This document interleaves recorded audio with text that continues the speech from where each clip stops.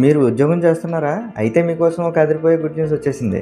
2026 ప్రారంభం కాకముందే కేంద్ర ప్రభుత్వం నుండి ఒక భారీ శుభవార్త రాబోతుంది. అదే 8వ పే కమిషన్. దీనివల్ల మీ జీతం ఎంత పెరుగుతుంది? అసలు ఈ కొత్త రూల్స్ ఏంటి?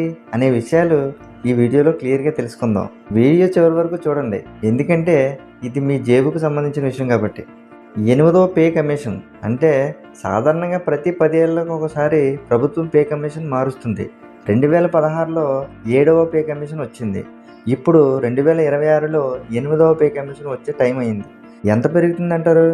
నిపుణుల అంచనా ప్రకారం ఫిట్మెంట్ ఫ్యాక్టర్ పెరిగితే బేసిక్ శాలరీ కనీసం 25% నుంచి 35% వరకు పెరిగే అవకాశం ఉంది. ఎవరికి లాభం మరి? దీనివల్ల 1 కోటి మందికి పైగా కేంద్ర ప్రభుత్వ ఉద్యోగులు మరియు పెన్షనర్లకు నేరుగా లాభం చేకూరనుంది. రాష్ట్ర ప్రభుత్వాలు కూడా దీన్ని ఫాలో అయ్యే ఛాన్స్ ఉంది. జీతం పెరగడమే కాదు మామ, పెరిగిన జీతం మీద ట్యాక్స్ కట్టడం కూడా ఇప్పుడు చాలా ఈజీ అయిపోయింది. 2026 ఏప్రిల్ నుండి కొత్త ఇన్కమ్ ట్యాక్స్ యాక్ట్ 2025 అమల్లోకి రాబోతుంది. పాతకాలం నాటి రూల్స్ అన్నీ తీసేసి సామాన్యుడికి అర్థమయ్యేలా సింపుల్గా ఫారమ్స్ తీసుకురాబోతున్నారు. దీనివల్ల ట్యాక్స్ కట్టేటప్పుడు తప్పులు జరిగే అవకాశం చాలా తక్కువే ఉంటుంది.